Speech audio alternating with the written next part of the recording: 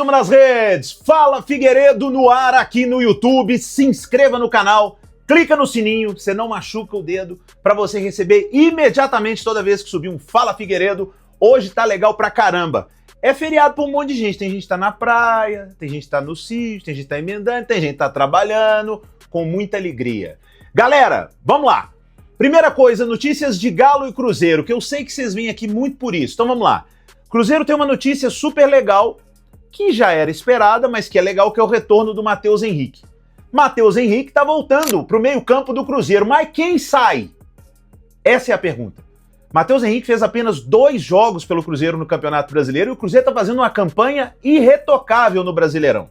Quando ele se machucou, entrou o Japa, que se machucou, que entrou o Lucas Silva, que tá jogando bem, que até aumentou o contrato. E aí, vai tirar o Lucas do time pra voltar com o Matheus Henrique? Eu acho o Matheus mais jogador que o Lucas, mas são estilos diferentes. Então agora o Leonardo Jardim, ele tem uma coisa boa para resolver. O melhor é ter opção de jogador bom para colocar no time, né? Essa é que é uma verdade. Mas se ele coloca o Matheus Henrique, ele ganha mais mobilidade, é um motorzinho, mais chegada na frente e mais desarmes. Porque essa não é uma grande característica do Lucas. Agora, com o Lucas Silva, ele ganha cadência de jogo, passe longo, finalizações de fora da área. Então é uma escolha boa que vai ter que fazer o Leonardo Jardim. Mas e você? Manda aí nos comentários. Você voltaria já com o Matheus Henrique pro lugar do Lucas Silva? Eu, Léo Figueiredo, eu lamento, viu, Lucas? Mas eu voltaria. Agora, é preciso ter uma adaptação sobre essa cadência que o Lucas dá no meio-campo do Cruzeiro para a volta do Matheus Henrique. Ou voltaria em outra posição com o Lucas. O melhor é que talvez pro Leonardo Jardim também, ele dá uma opção de jogar com os 3. Pode jogar com o Romero, pode jogar com o Matheus e com o Lucas Silva, jogar com 3 volantes. Mas aí como que ele mexe? Problema do Jardim, que sabe muito bem resolver. Tá trabalhando muito bem o treinador português no Cruzeiro, o que para mim é uma surpresa, tá? Esse desempenho. Não que surpresa dele fazer um bom trabalho, porque eu lembro do que ele fez no Mônaco, né? A época, inclusive, que tinha Bernardo Silva, ele lançou Mbappé, mas tinha sido aquele grande trabalho. Aí o cara vem trabalhar no futebol brasileiro, ele não tem experiência de futebol brasileiro, com muitos jogadores brasileiros, é diferente, e deu uma rateadinha no início, mas já emplacou, e o Cruzeiro é um dos melhores times do campeonato, tanto que tá brigando lá em cima. Então o trabalho do Léo Jardim é muito bom, o que me deixa muito satisfeito para tirar aquele estigma de que os caras não podem vir para cá porque o futebol brasileiro é diferente, porque o calendário, porque o jogador brasileiro... Quando o treinador é bom, as coisas funcionam. Deixa eu falar uma coisa para você sobre o Leonardo Jardim aqui então. Quando o treinador é bom, ele trabalha em qualquer lugar. Ele pode demorar um tempo para se adaptar, mas ele trabalha em qualquer lugar. Ah, mas o Guardiola só trabalhou com time top. Bom pro Guardiola. Bom para ele que pôde escolher isso. Mas o Leonardo Jardim é a prova de que um bom treinador consegue não só um vestiário bom, mas uma organização de clube, porque inclusive ele venceu uma queda de braço. Não teve problema com o Dudu lá e o Dudu acabou deixando o Cruzeiro? Então, o trabalho do Leonardo Jardim serve para balizar, sim, entrada de outros treinadores no futebol brasileiro. O que não desvaloriza profissionais que estão aqui, mas que joga por terra de vez esse negócio que treinador estrangeiro aqui tem muita dificuldade. Se o cara for bom, se o clube bancar, porque o Cruzeiro fez isso, o cara faz um bom trabalho, tá aí a prova do Leonardo Jardim. Vamos pro outro lado da lagoa? Vamos falar do Galo? Que tá colocando parte da SAF à venda. É isso mesmo. A SAF do Atlético está parcialmente à venda. O Galo tá procurando investidor para sanear um pouco a dívida do clube, para ter um aporte, para dar um respiro. Isso é um movimento normal, tá? Aqui quem tá falando é o Leozão CNPJ, que tem convivido com isso no último ano e com empresas. É um movimento normal. Mas o que é importante disso aí? É que a gestão do Atlético entenda, e eu já disse isso algumas vezes, em futebol não é a mesma conta que uma empresa tradicional. Quem manda no Atlético hoje? Dono de banco, dono de construtora, o Rubens Menin, um dos maiores empresários do país. Você vai falar que ele não sabe fazer gestão? Olha as empresas dele, olha a MRV, que é a potência, a maior construtora da América Latina. Mas, gente, a gestão do futebol é diferente. Porque essa conta, ela não fecha como eu construo tantos prédios, tantos apartamentos, tanto vou vender. O futebol depende de resultado. E o resultado é determinado dentro do campo por jogadores. É um jogo. Então a gestão é diferente. E tem uma conta de padaria que serve para qualquer clube no futebol. Se você gastar mais do que você arrecadar, você vai ter problema. O que aconteceu com o Galo? Ah, o Galo aumentou demais as dívidas. Não, pela entrevista do Rafael Menin, o Galo tem muita grana para receber, tá devendo outros, tá aí aqui parado. Mas por que não diminuiu a dívida? Aí que é o problema. Por que não diminuiu a dívida? Porque investiu no time. Salário de Hulk, Scarpa, Arana, Everson, Lianco, não é barato, gente.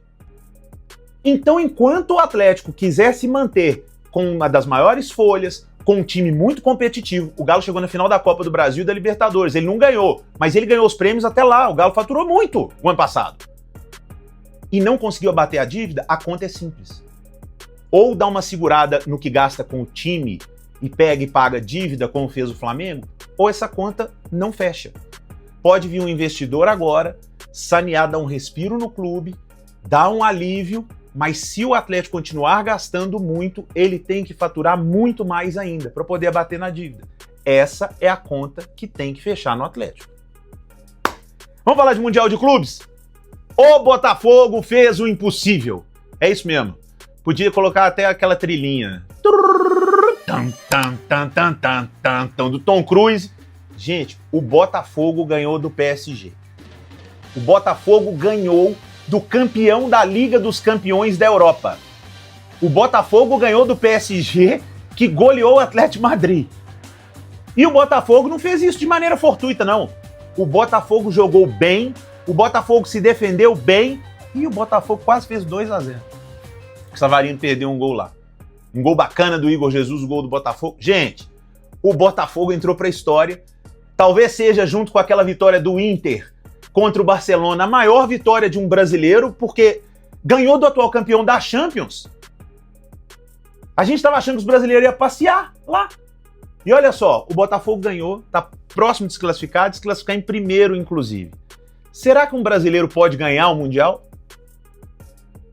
Será que um clube brasileiro pode ganhar o Mundial de Clubes, gente? Porque o Botafogo ganhou do PSG. Daqui a pouco tem Flamengo e Chelsea. E vai ser um jogo equilibrado. Eu não duvido nada que o Flamengo ganhe. Palmeiras está com a classificação encaminhada.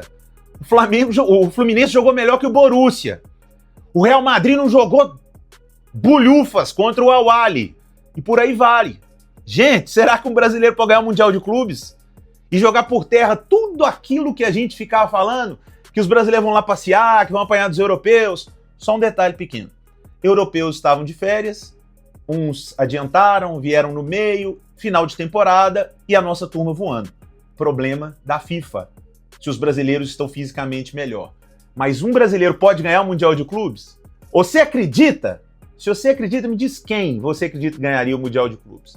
Porque eu ainda acho que vai ganhar o Real Madrid. Claro, né? Turma, daqui a pouquinho tem um jogo do Flamengo contra o Botafogo. Flamengo contra o Chelsea. Deve ser um jogo muito equilibrado, mas com toda sinceridade, a vitória do Botafogo deu uma injeção de ânimo no Flamengo, porque você olha para o outro lado, como a gente brinca aqui do outro lado da lagoa, o Botafogo ganhou do campeão da Liga dos Campeões. Por que o Flamengo não pode ganhar do Chelsea? Eu acho o time do Flamengo melhor que o time do Botafogo. Então, o Chelsea não é o time do Paris Saint-Germain. Vamos ver. Palmeiras ganhou ontem com tranquilidade do Al-Ahly, não, Al-Ahly foi com o Real Madrid, né? O Palmeiras ganhou foi de quem? Deixa eu ver de quem o Palmeiras ganhou, preciso colar. É tanto o campeonato do cachorro lá no campeonato árabe. Eu gosto do Al Nassr por motivos óbvios, né? Palmeiras ganhou do Al-Ahly, é isso mesmo. E o Real Madrid? O Real Madrid empatou foi com quem, Real Madrid? Se teve a capacidade. O Real Madrid empatou com o Al-Hilal. Então a informação tá aí. O que chamou a atenção no jogo do Palmeiras foi o jogo paralisado por uma tempestade que não chegou. Você já tinha visto isso, Tamara? O jogo foi paralisado por uma tempestade que podia chegar, mas não chegou. Mas tá errado? Não. Sabe por quê? Porque em primeiro lugar a vida dos jogadores. Em primeiro lugar o bem-estar de todo mundo. Todo mundo saiu do estádio, depois voltou. Tranquilo. Em paz. Tirando a torcida do Botafogo com a do PSG, que se engalfinharam lá, mas tem sido legal o Mundial de Clubes, tá? Agora que a FIFA tem que pensar nesse negócio do calor, porque a Copa do Mundo vai ser no mesmo período no ano que vem, mas aí é tema para um outro Fala Figueiredo. Então, turma, se inscreve no canal, clica no sininho, vem fazer parte do Fala Figueiredo comigo, a gente se fala. Beijo, tchau, tá tudo dito!